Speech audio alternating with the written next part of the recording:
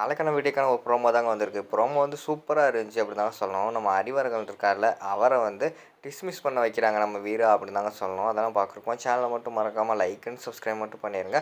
First எடுத்த உடனேமே வந்து மாறன், வீரா 2 பேருமே வந்து கட்டி பிடிச்சு படுத்திருக்கிற மாரி தான் காட்டிக்கிட்டு இருக்காங்க.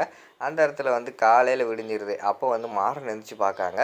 பார்த்தா வீரா வந்து கட்டி பிடிச்சு படுத்திருக்காங்க. "ஏய் ஏய் எந்திரிடி, எதுக்குடி இங்கே வந்து படுத்திருக்க?" அப்படிங்கிற மாரி சொல்லிட்டு இருக்காங்க. "ஏன் இங்கே படுத்தா உனக்கு என்ன செய்யுது?" அப்படிங்கிற மாரி கேட்ட உடனேயும், "நீ வழக்கமா கீழ தானே படுப்ப. அத விட்டுட்டு எதுக்கு மேல வந்து என் பக்கத்துல படுத்திருக்க?" அப்படிங்கிற மாரி சொல்றாங்க. "இது என் ரூம். நான் எங்க வேணா படுப்பேன். இனிமே நான் இங்க தான் படுக்க போறேன் உன் பக்கத்துல." அப்படிங்கிற மாரி சொல்லிட்டு இருக்காங்க. "ஏய் என்னடி உனக்கு மரம் எதுவும் கழண்டு போச்சா? நெனச்சு நெனச்சு பேசிக்கிட்டு இருக்க. பக்கத்துல படுக்கக்கூடாது. அங்க போய் படு, இங்க போய் படுன்னு சொல்றது. நெனச்சா வந்து பக்கத்துல படுக்கிறது. என்ன நெனச்சுக்கிட்டு இருக்க?" அப்படிங்கிற மாரி சொன்னோனே, "இனிமே அப்படிலாம் கிடையாது. இனிமே வந்து நான் வந்து இங்க தான் படுக்க போறேன். நீ இங்கனக்குள்ள தான் படுக்க போற." அப்படின்னு சொல்லிட்டு அந்த இடத்துல வந்து வீரா வந்து கிளம்பிடுறாங்க.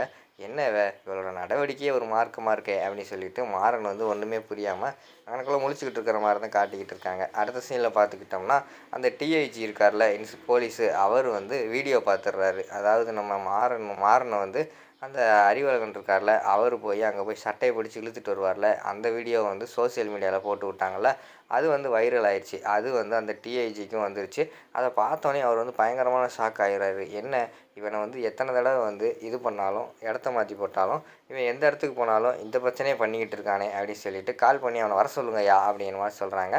சரின்னு சொல்லிட்டு கால் பண்ணி, அறிவழகன வந்து உங்கள வந்து டிஐஜி கூப்பிடுறாரு. உடனே வாங்க அப்படிங்கிற மாரி சொன்னோனே, அவரு பதறிக்கிட்டு வராரு. எதுக்கு கூப்பிடுறாரு? என்னாச்சு? இந்த வீரா எதுவும் போட்டு விட்டாளா? அப்படின்னு சொல்லிட்டு அவரு பதறிக்கிட்டே வர்ற மாரி காட்டிக்கிட்டு இருக்காங்க. வந்தோனே, "சார் எதுக்கு சார் என்னைய கூப்பிட்டீங்க?" அப்படிங்கிற மாரி கேட்காங்க.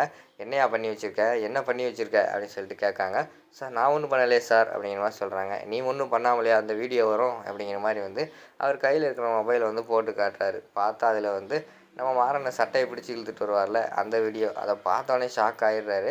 ஷாக் ஆயிட்டு, "சார் அது வந்து" அப்படிங்கிற மாரி சொல்லிக்கிட்டு இருக்காங்க. "யோவ் இன்னைக்கு ட்ரெண்டிங்கே நீதான்யா. எந்த சோசியல் மீடியா திறந்தாலும் நீ தான் வந்துகிட்டு இருக்க" அப்படிங்கிற மாரி சொல்லிக்கிட்டு இருக்காங்க. "நியூஸ் எல்லாம் வந்துட்ட" அப்படிங்கிற மாரி வந்து டிஐஜி சொல்லிக்கிட்டு இருக்கிற மாரி காட்டிக்கிட்டு இருக்காங்க. அவர்கிட்ட பதில் இல்ல. அமைதியாவே இருக்கிற மாரி தான் காட்டிக்கிட்டு இருக்காங்க. என்ன பண்றது? ஏது பண்றதுன்னு தெரியாம அமைதியாவே அங்கனக்குள்ள நின்னுகிட்டே இருக்காரு பேசாம. டக்குன்னு பார்த்துக்கிட்டோம்னா, அவர் வந்து சொல்றாரு, "இங்க பாருய்யா, இதுதான் உனக்கு வந்து கடைசி கடைசி சான்ஸு. இதுக்கு மேலயும் வந்து நீ தேவையில்லாம ஏதாவது குளறுபடி பண்ணிக்கிட்டு இருந்தேன்னா, நான் வந்து சும்மா இருக்க மாட்டேன். உன்னைய சஸ்பெண்ட் பண்ணி அனுப்பி விட்டுக்கிட்டே இருப்பேன் பார்த்துக்கோ" அப்படிங்கிற மாரி சொல்லிக்கிட்டு இருக்காங்க. "சாரி சார், இனிமே இந்த மாரிலாம் எதுவும் பண்ண மாட்டேன்" அப்படின்னு சொல்லிட்டு, அவர் வந்து அந்த இடத்துலேருந்து கிளம்பி நேரா ஸ்டேஷனுக்கு வர்ற மாரி தான் காட்டிக்கிட்டு இருக்காங்க. வந்து பயங்கரமான கடுப்புல இருக்காரு. எல்லாத்துக்கும் காரணம் அந்த வீரா தான். அந்த வீரா வந்து சும்மா விடக்கூடாது. வாழ்க்கை முழுக்க வந்து அவர கதற வைக்கணும். அந்த மாறன எப்படியாவது இந்த கேஸ்ல வந்து அரெஸ்ட் பண்ணி ஜெயிலுக்குள்ள போட்டுட்டு, அந்த வீராவ வந்து வாழ்க்கை முழுக்க கதற வைக்காம நான் விடமாட்டேன் அப்படின்னு சொல்லிட்டு, அவரு ஒரு பக்கம் யோசிச்சுக்கிட்டு இருக்கிற மாரி காட்டுறாங்க. அதோட பார்த்துக்கிட்டிங்கன்னா, இந்த எபிசோட் வந்து முடிச்சிடுறாங்க.